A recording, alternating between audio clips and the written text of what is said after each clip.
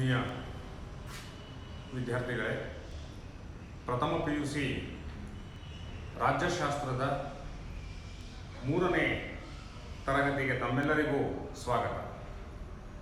ನಾವು ಈ ಹಿಂದಿನ 2 ತರಗತಿಗಳಲ್ಲಿ ರಾಜ್ಯಶಾಸ್ತ್ರ ಎಂದರೇನು,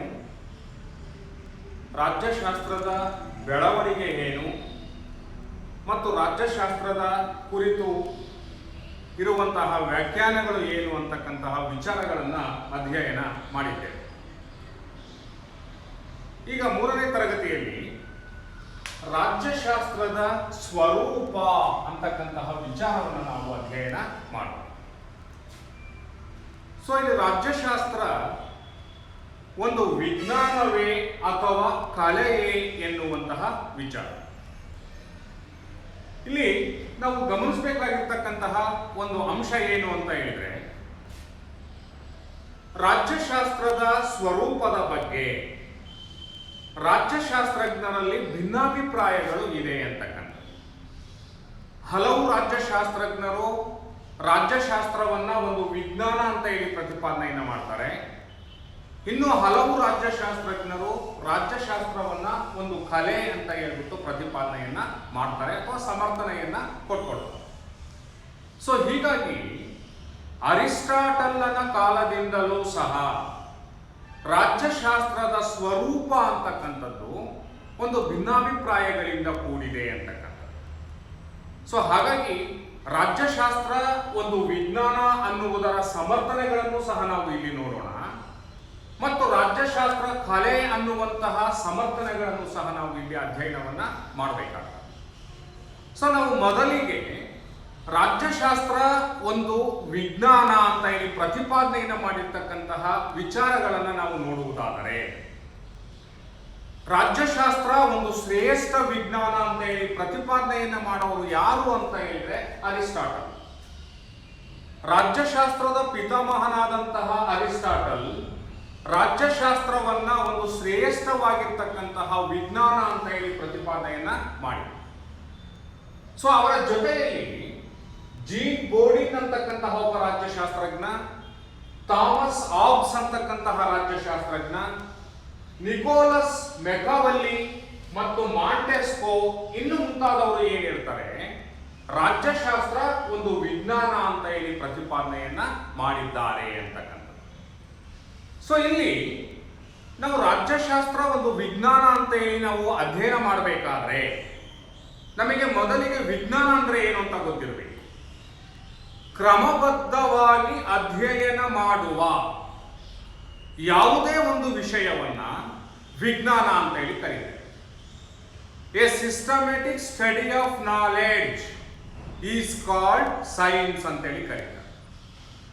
ನಾವು ಒಂದು ವಿಜ್ಞಾನ ಅಂತೇಳಿ ಕರಿಬೇಕಾದ್ರೆ ಯಾವುದೇ ಒಂದು ವಿಷಯವನ್ನ ಅಥವಾ ಒಂದು ಅಧ್ಯಯನ ವಿಷಯವನ್ನ ನಾವು ವಿಜ್ಞಾನ ಅಂತ ಹೇಳಿ ಕರಿಬೇಕಾದ್ರೆ ಅಲ್ಲಿ ಕ್ರಮಬದ್ಧವಾದಂತಹ ಅಧ್ಯಯನ ಸಾಧ್ಯವಿರಬೇಕು, ಕ್ರಮಬದ್ಧವಾದಂತಹ ಅಧ್ಯಯನ ಇರಬೇಕು. ಎರಡನೇದಾಗಿರ್ತಕ್ಕಂತಹ ಅಂಶ ಯಾವುದು, ವಿಜ್ಞಾನದ ಒಂದು ಲಕ್ಷಣ ಯಾವುದು ಅಂತ ಹೇಳಿದ್ರೆ ಪ್ರಯೋಗಗಳನ್ನ ನಡೆಸಲು ಅವಕಾಶ ಇರಬೇಕು. ಯಾವುದೇ ಒಂದು ವಿಜ್ಞಾನವನ್ನು ನಾವು ಪ್ರತಿಪಾದನೆಯನ್ನು ಮಾಡಬೇಕಾದ್ರೆ ಆ ವಿಜ್ಞಾನದ ವಿಷಯ ಪ್ರಯೋಗಗಳ ಮೂಲಕ ನಾವು ಅದನ್ನು ಸಾಬೀತುಪಡಿಸಬೇಕು, ಅಂದ್ರೆ ಪ್ರಯೋಗಗಳನ್ನು ನಡೆಸಲು ಸಾಧ್ಯ ಇರಬೇಕು. ಮೂರನೇದಾಗಿರ್ತಕ್ಕಂಥದ್ದು ವೈಜ್ಞಾನಿಕವಾಗಿ ಮತ್ತು ವಸ್ತುನಿಷ್ಠ ಅಧ್ಯಯನಕ್ಕೆ ಅವಕಾಶ ಇರಬೇಕು. ಯಾವುದೇ ರೀತಿಯ ಪೂರ್ವಗ್ರಹ ಪೀಡಿತರಾಗದೆ ವಸ್ತುನಿಷ್ಠವಾಗಿ ಮತ್ತು ವೈಜ್ಞಾನಿಕವಾಗಿ ಅಧ್ಯಯನವನ್ನ ಮಾಡಲಿಕ್ಕೆ ಅವಕಾಶ ಇದ್ರೆ ನಾವು ಅದನ್ನು ವಿಜ್ಞಾನ ಅಂತ ಹೇಳಿ ಕರೀತಾರೆ. ಹಾಗೆಯೇ ವಿಜ್ಞಾನದ ಒಂದು ಲಕ್ಷಣ ಏನು ಅಂತ ಹೇಳಿದ್ರೆ ಭವಿಷ್ಯವನ್ನು ಸಹ ನುಡಿಯಲು ಅವಕಾಶ ಇರಬೇಕು. ಯಾವುದೇ ಒಂದು ಪ್ರಯೋಗವನ್ನ ಮಾಡಿದಾಗ ಈ ರೀತಿಯ ಫಲಿತಾಂಶ ಬಂದೇ ಬರುತ್ತೆ ಅಂತ ಹೇಳಿ ಭವಿಷ್ಯವನ್ನ ನುಡಿಲಿಕ್ಕೆ ಅವಕಾಶ ಇದ್ರೆ ಅದನ್ನು ನಾವು ವಿಜ್ಞಾನದ ಒಂದು ಲಕ್ಷಣ ಅಂತ ಕರೀತೀವಿ.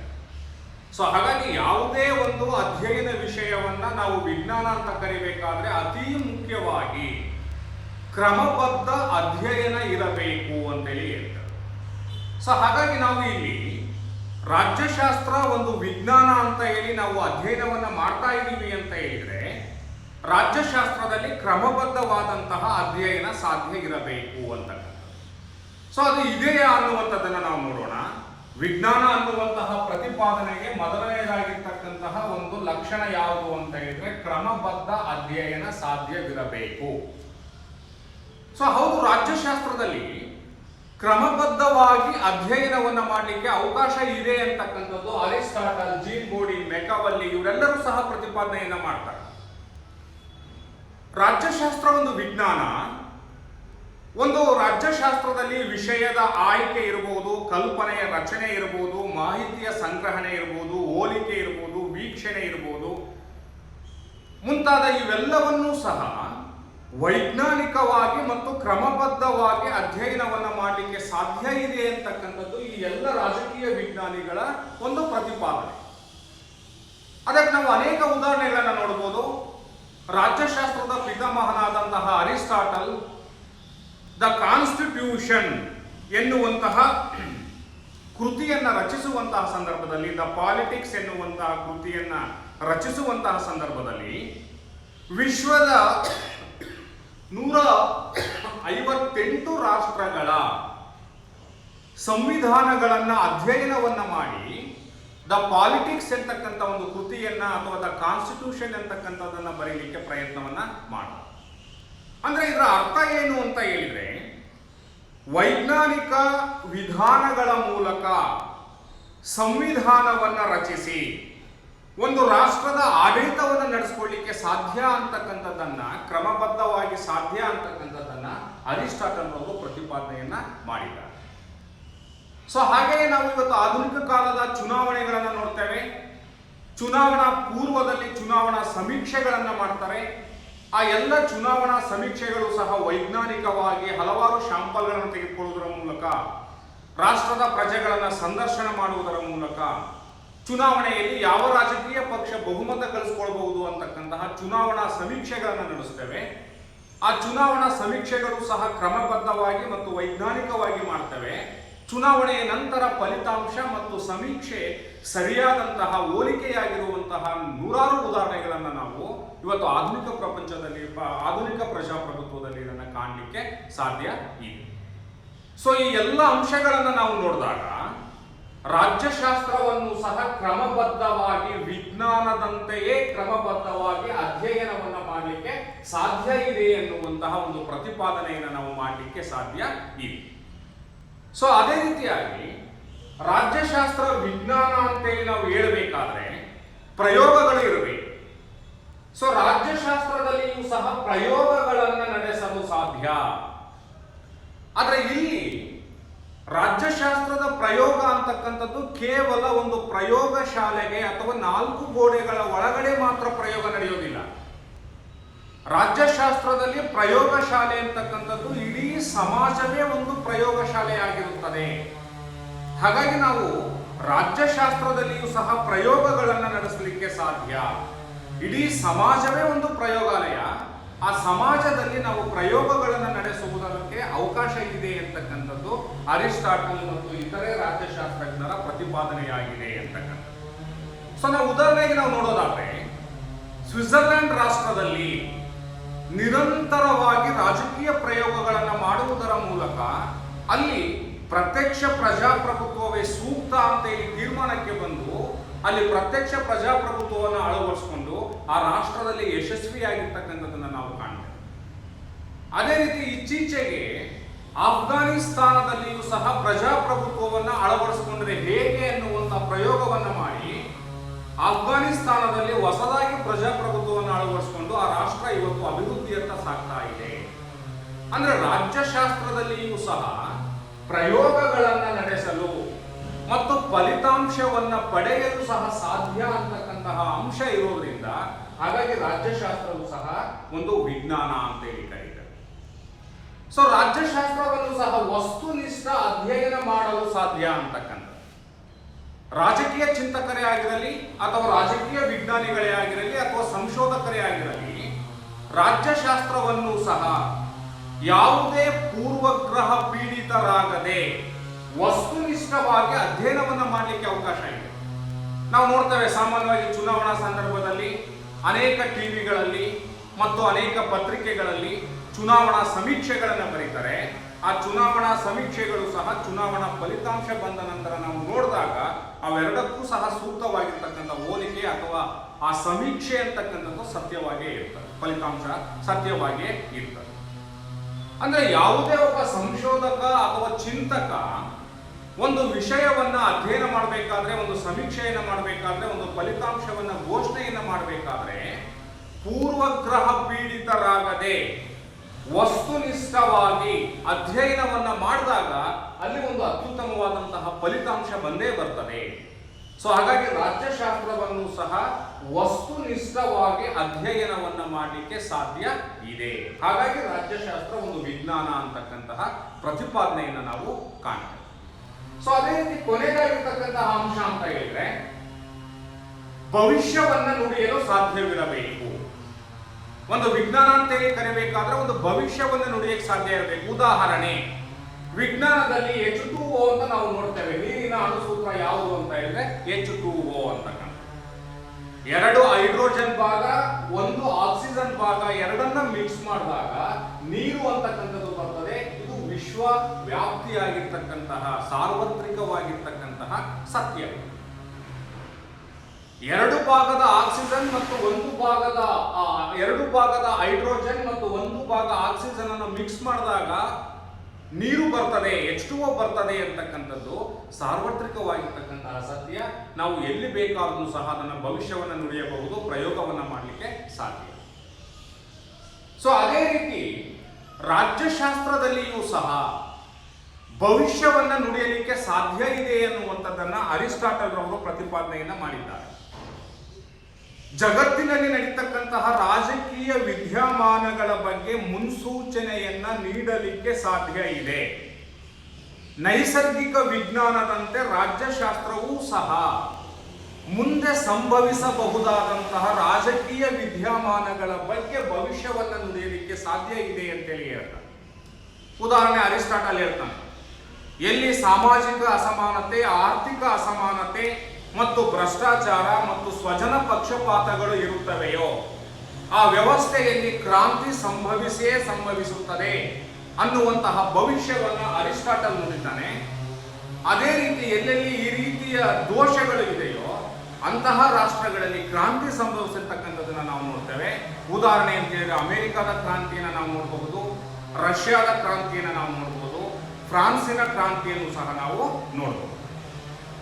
ಸೊ ಹಾಗಾಗಿ ರಾಜ್ಯಶಾಸ್ತ್ರದಲ್ಲಿಯೂ ಸಹ ಭವಿಷ್ಯವನ್ನ ನುಡಿಯಲು, ಖಚಿತವಾದಂತಹ ಭವಿಷ್ಯವನ್ನ ನುಡಿಯಲು ಸಾಧ್ಯ ಇದೆ.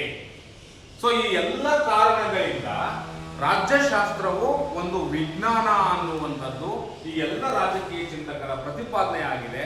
ಹಾಗಾಗಿ ಅರಿಸ್ಟಾಟಲ್ ರಾಜ್ಯಶಾಸ್ತ್ರವನ್ನ ಒಂದು ಶ್ರೇಷ್ಠ ವಿಜ್ಞಾನ ಅಂತ ಹೇಳಿ ಪ್ರತಿಪಾದನೆಯನ್ನ ಮಾಡಿ.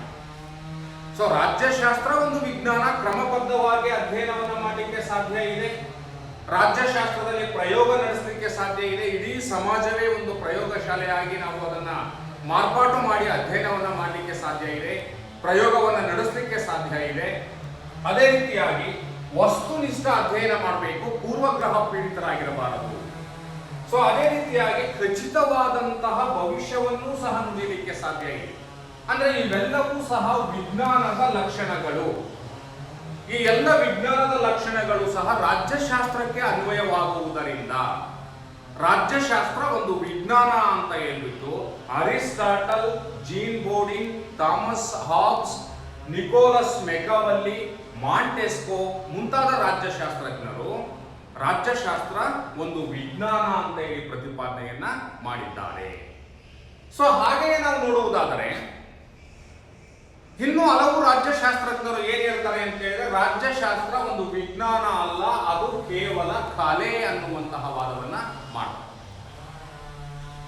ಅದರಲ್ಲಿ ಪ್ರಮುಖವಾಗಿರ್ತಕ್ಕಂತಹ ಸಾಮಾಜಿಕ ವಿಜ್ಞಾನಿಗಳು ರಾಜ್ಯಶಾಸ್ತ್ರಜ್ಞರು ಯಾರು ಅಂತ ಹೇಳಿದ್ರೆ ಆಗಸ್ಟ್ ಕಾಮ್ಟೆ, ಸಮಾಜಶಾಸ್ತ್ರದ ಪಿತಾಮಹನಾದಂತಹ ಆಗಸ್ಟ್ ಕಾಮ್ಟೆ ಏನ್ ಹೇಳ್ತಾರೆ ಅಂತ ಹೇಳಿದ್ರೆ ರಾಜ್ಯಶಾಸ್ತ್ರ ಒಂದು ವಿಜ್ಞಾನ ಅಲ್ಲ, ಅದು ಒಂದು ಕಲೆ ಅಂತ ಹೇಳಿ ಹೇಳ್ತಾರೆ. ಅದೇ ರೀತಿ ಮೇಟ್ಲ್ಯಾಂಡ್ ಅಂತಕ್ಕಂತಹ ರಾಜ್ಯಶಾಸ್ತ್ರಜ್ಞ, ಬಾರ್ಕರ್ ಅಂತಕ್ಕಂತಹ ರಾಜ್ಯಶಾಸ್ತ್ರಜ್ಞ ಮತ್ತು ಬರ್ಕ್ ಅಂತಕ್ಕಂತಹ ರಾಜ್ಯಶಾಸ್ತ್ರಜ್ಞರು ಏನ್ ಹೇಳ್ತಾರೆ, ರಾಜ್ಯಶಾಸ್ತ್ರ ಒಂದು ವಿಜ್ಞಾನ ಅಲ್ಲ, ಅದು ಒಂದು ಕಲಾ ವಿಭಾಗ, ಕಲೆಗೆ ಸೇರುತ್ತದೆ ಎನ್ನುವಂತಹ ವಾದವನ್ನ ಮಾಡ್ತಾರೆ.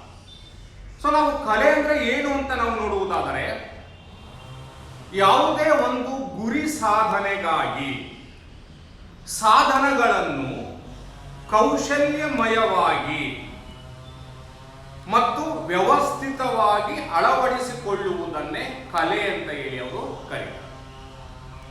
ಅಂದ್ರೆ ಯಾವುದಾದ್ರೂ ಒಂದು ಗುರಿಯನ್ನ ಸಾಧನೆ ಮಾಡಬೇಕಾದ್ರೆ ಲಭ್ಯವಿರುವಂತಹ ಸಾಧನಗಳನ್ನು ಕೌಶಲ್ಯಮಯವಾಗಿ ವ್ಯವಸ್ಥಿತವಾಗಿ ಅಳವಡಿಸಿಕೊಳ್ಳುವುದನ್ನೇ ಕಲೆ ಅಂತ ಹೇಳಿ ಕರೀತಾರೆ.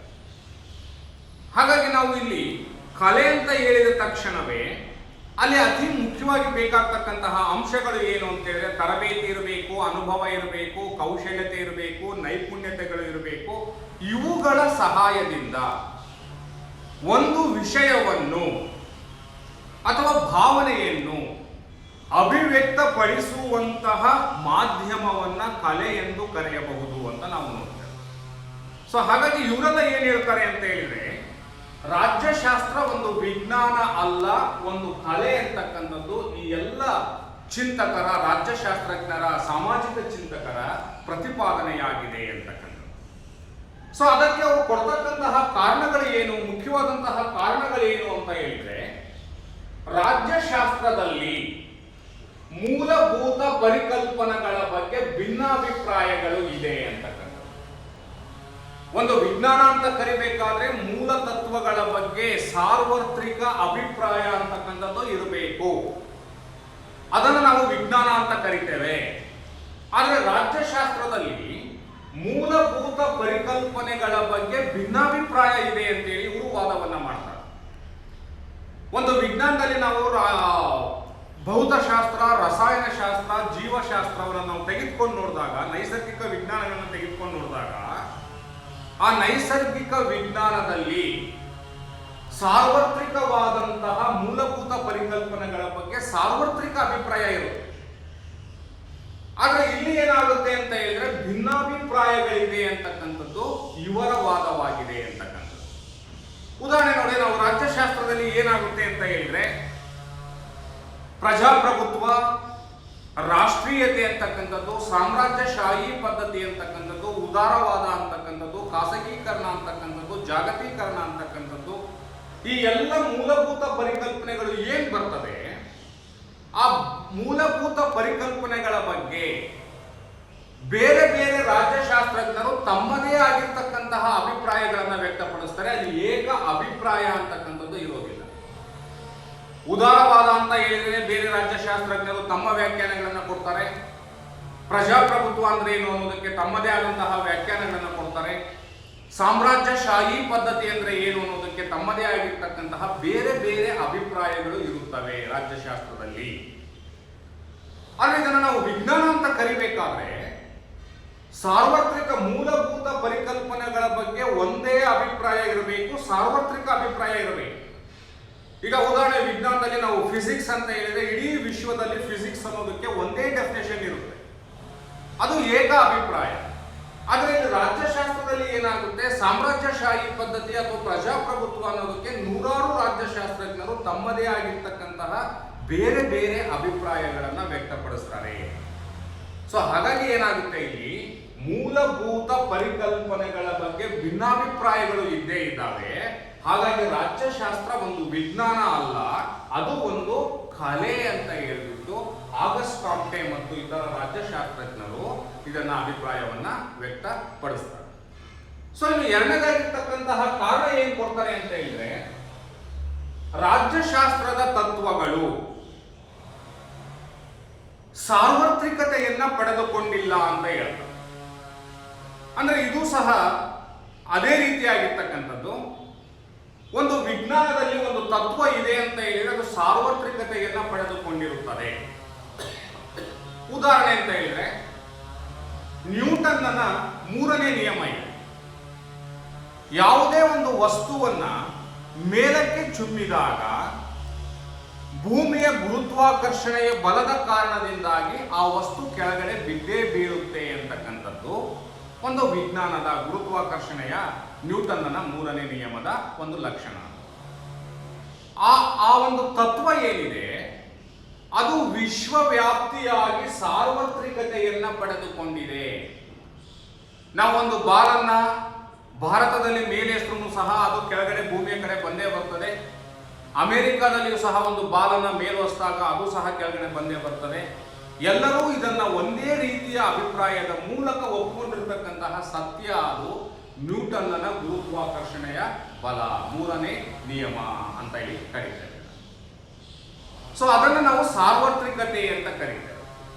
ಆದ್ರೆ ಇಲ್ಲಿ ಏನಾಗುತ್ತೆ ಅಂತ ಹೇಳಿದ್ರೆ, ಕಲೆಯಲ್ಲಿ ಏನಾಗುತ್ತೆ ಅಂತ ಹೇಳಿದ್ರೆ, ಕಲೆಯ ರಾಜ್ಯಶಾಸ್ತ್ರದ ತತ್ವಗಳು ಸಾರ್ವತ್ರಿಕತೆಯನ್ನ ಪಡೆದುಕೊಂಡಿಲ್ಲ ಅಂತ ಹೇಳಿದ್ರೆ ಒಮ್ಮತದ ಅಭಿಪ್ರಾಯಗಳು ಇಲ್ಲ ಅಂತಕ್ಕಂಥದ್ದು.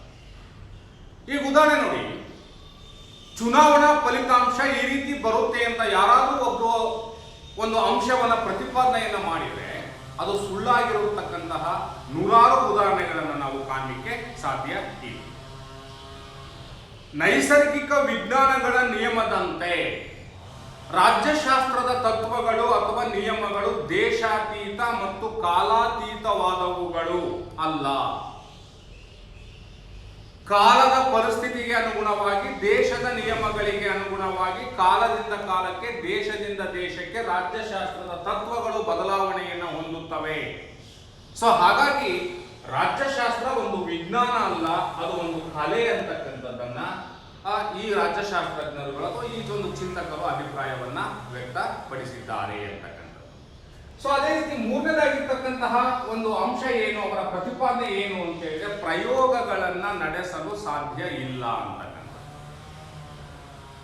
ಇಲ್ಲಿ ವಿಜ್ಞಾನ ಅಂತ ಕರಿಬೇಕಾದ್ರೆ ಒಂದು ಪರಿಪೂರ್ಣವಾಗಿರ್ತಕ್ಕಂತಹ ಒಂದು ಪ್ರಯೋಗವನ್ನ ನಡೆಸಬೇಕು, ಉಪಕರಣಗಳನ್ನ ಬಳಕೆಯನ್ನ ಮಾಡಬೇಕು, ಅದರ ಮೂಲಕ ಸಾರ್ವತ್ರಿಕವಾದಂತಹ ಒಂದು ಫಲಿತಾಂಶವನ್ನ ಪಡಿಬೇಕು. ಅದನ್ನ ನಾವೇನಂತ ಕರಿತೇವೆ, ವಿಜ್ಞಾನ ಅಂತ ಕರೀತೇವೆ.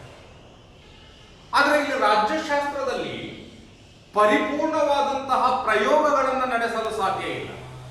ಒಂದು ಪ್ರಯೋಗವನ್ನು ನಡೆಸಬೇಕು ಅಂತ ಹೇಳಿದ್ರೆ ಒಂದು ಪ್ರಯೋಗ ಶಾಲೆ ಬೇಕು, ಅದಕ್ಕೆ ಅದರದೇ ಆಗಿರ್ತಕ್ಕಂತಹ ಉಪಕರಣಗಳು ಬೇಕು, ಅದರ ಮೂಲಕ ಪ್ರಯೋಗವನ್ನ ಮಾಡಿ ಆ ಫಲಿತಾಂಶವನ್ನ ಪಡೆದು ಆ ಫಲಿತಾಂಶ ಸಾರ್ವತ್ರಿಕವಾಗಿರ್ತಕ್ಕಂಥ ಫಲಿತಾಂಶ ಆಗಿರಬೇಕು ಅನ್ನುವುದನ್ನ ಪ್ರತಿಪಾದನೆಯನ್ನ ಮಾಡಿದ್ರೆ ಅದು ವಿಜ್ಞಾನ.